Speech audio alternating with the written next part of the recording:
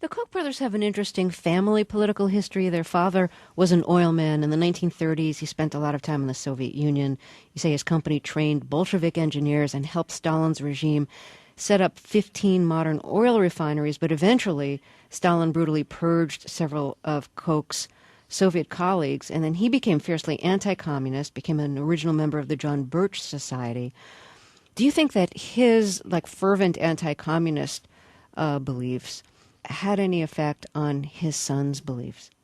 Oh, absolutely. I mean, and they've talked about it themselves. At the dinner table, they were told over and over again that strong centralized governments were evil. And in some ways, and I've interviewed an old family friend of theirs who basically suggests that they transferred their father's paranoia about communism to paranoia about the federal government in the United States and all regulations. And I mean, there was a consistent thread even within the Birch Society there, too, which was that the Birch Society was founded mostly by large businessmen who were opposed to labor unions and minimum wage laws, and specifically opposed to Franklin Roosevelt's New Deal and a larger federal government. So there's kind of a consistent line that moves from the father, whose name is Fred Koch, to these sons. And I mean, I just don't think you could make some of the details up, though.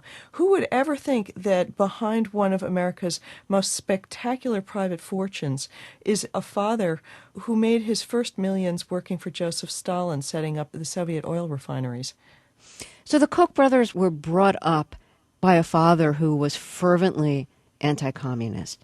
They grew up with anti-government, anti-big state beliefs. How much of their work now in funding libertarian causes and anti-regulation, how much of that do you think is just like personal political philosophy, and how much of it is like, this will help my corporation make profits?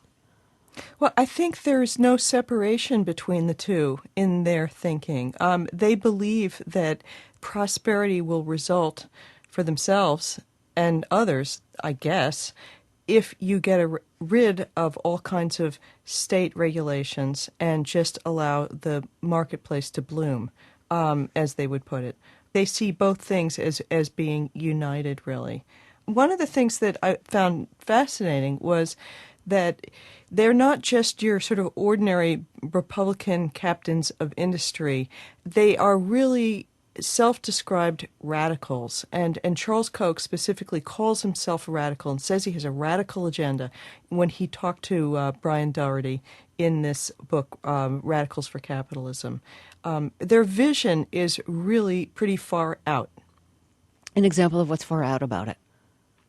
Well, you can see their thinking, I think, pretty clearly in the platform of the 1980 Libertarian ticket, which was when David Koch was the vice presidential candidate. And it called for eliminating Social Security, eliminating income taxes, eliminating corporate taxes, eliminating pretty much every federal agency other than those that enforce kind of basic rights.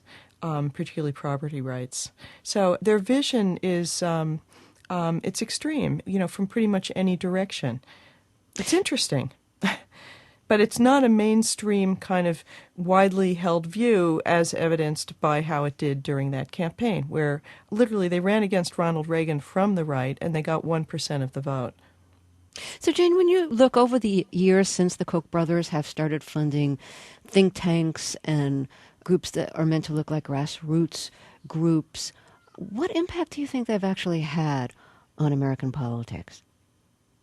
Well, I think that you have to credit them with having been relatively successful in disrupting the Obama presidency, which is really what they were hoping to do. I mean, and they've talked pretty openly about it. They organized even before Obama was elected, and Charles Koch talked about how what he saw on the horizon was the greatest threat to freedom and prosperity since the 1930s. And as Obama was being inaugurated, they were organizing groups to attack the stimulus. And I think they've finally reached a kind of a point in 2010 where they've got actual people out on the streets who are fighting for their agenda. And so I think they've, after many, many years of funding all these different networks, that they're having a certain amount of success. So if the Tea Party movement is in part, or maybe even largely, the creation of corporate interests like the Koch brothers and their group Americans for Prosperity, and like the group Freedom Works, which have provided a lot of the money for the Tea Party movement, what does that make the people in the movement? Are you saying that they're naive in being used by corporate interests in an apparently anti-corporate campaign? I guess I'm just not willing to paint them with such a broad brush. This piece is about the Kochs. It's not about all the people who are in the Tea Party movement. And I'm the kind of reporter that's got to get out there and interview people to know what's going on. And I haven't spent enough time talking to people in the Tea Party movement to really understand more. And so I certainly wouldn't want to just sort of dismiss them as some sort of, mass wave of naivete. I'm sure it's complicated. The Tea Party movement seems to be made of many different kinds of people with many different points of view. It's sort of an amorphous movement anyway. What I'm saying is that in this piece, it's clear that there are huge corporate interests who are trying to channel the angry people that are the foot soldiers of the Tea Party movement and move them in a direction that is good for their own corporate agenda. Jane Mayer, thank you as always for talking with us. I really appreciate it. Thanks, Terry. It's always great to be with you. Jane Mayer's article about the Koch brothers is in the current edition of The New Yorker. You'll find a link to it on our website, freshair.npr.org, where you'll also find a link to a Koch Industries website, which responds to what it describes as negative attention it's attracted from some people who don't support economic freedom.